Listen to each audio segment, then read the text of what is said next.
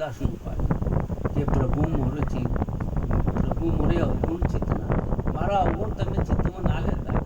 સમદર્શી હે, તમે તો સમદર્શી છો, બધામાં સરખું દર્શન કરો છો. આ તમને સ્ત્રી દેખાણી હા ના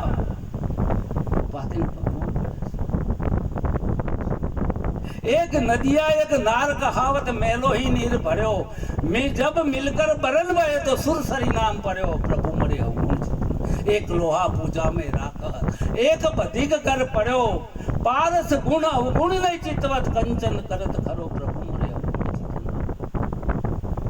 ये ना जो खाटकी ना गढ़નું ખંજર છે કે પછી પૂજામાં કટાડી છે, એને તો એનો સ્વભાવ જ છે કે એના રૂપ બનાવી દે. ગુરુ પોતાના રૂપ બનાવી દે એને ગુરુ કહેવાય, અને છેલ્લો બનાવે એને ગુરવા લોકો કહેવાય. જગત તો કણ છોકરા હતા ને હું કણ છેલ્લા છે. ધંધો કોઈ બદલ્યો, ખાલી પાટીઓ બદલ્યો તો ઘર હતું, હું આ આશ્રમ કર્યો, પાટીઓ બદલ્યું કર્યું. તમે સમજી જા. એટલે સમસ્યા તો એના એ છે. એટલે આજે એક નાની વાત કરી દઉં કે આપણા સદગુરુએ હમણાં મહામંત્રની વાત કરી હતી, એના વિશે બે શબ્દો કહો.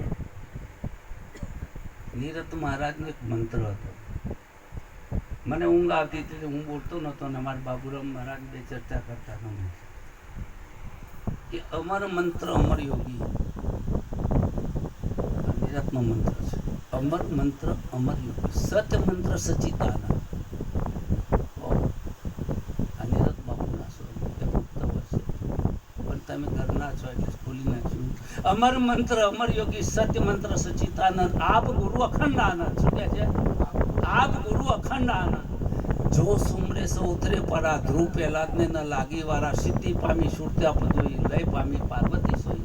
એ મંત્ર સબસે સારા, કહે નિરાજ જો સુમરે સો ઉતરે ભ પારા. સુમરવાનું એટલે રામ રામ નહીં, સ્મરણ અભ્રંશેલો શબ્દ છે એટલે સુમરણ કહે છે, સ્મરણ કહે છે. એટલે વિસ્મૃતિ. ભગવાને કહ્યું કે અર્જુનને કહ્યું કે મને મારી સ્મૃતિ પાછી મળી છે, મને મારી સ્મૃતિ પાછી પડી છે. મારો મોહ નષ્ટ સ્મૃતિ લબ્ધા, મારો મોહ નષ્ટ પામ્યો છે, મને મારી સ્મૃતિ પાછી પડી છે.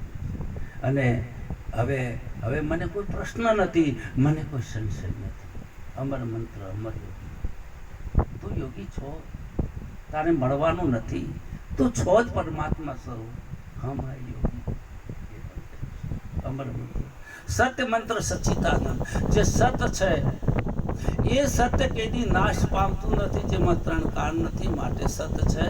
અને એ સતને ઈશ્વર સત છે એમ નહીં, સત એ ઈશ્વર છે. આ વેદનું વિધાન છે, સતીનું વિધાન છે.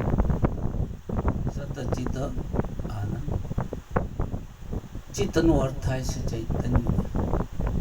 ચૈતન્ય સિવાય ચિત્ત ચૈતન્ય વિલાસ તત્વ બ્રહ્મ લટકા કરે. ચૈતન્યનો વિલાસ છે. ચૈતન્ય સિવાય બીજું કાંઈ સિદ્ધ કરી શકતા નથી. સતના હામું અસત કહીએ છીએ પણ સિદ્ધ કરી શકતા નથી. ચૈતન્યના હામું જડ કહીએ છીએ પણ સિદ્ધ થતું નથી. અને દુઃખના હામું આનંદના હામું દુઃખ કહીએ છીએ પણ સિદ્ધ થતું નથી. માટે જે સ્વયં સિદ્ધ છે, જે સ્વયં છે એને સત્ય છે, સ્વયં છે. દેખાની સરકાર નથી, સ્વયં છે, સ્વયં છે, સ્વયં છે. એ વાણીનો વિષય નથી. એ ગુરુના મહાવાક્યથી અપરોક્ષ અનુભૂતિ સદગુરુના દ્વારે થાય છે. જેને બોધ લીધો છે નિરાત પરંપરામાં, એ જ જ્ઞાન છે. ખાલી શબ્દો બદલ્યા છે, એમાં કઈ આપણે વિશેષ એવું નથી. સામાન્ય બોલે સદગુરુ મહારાજ.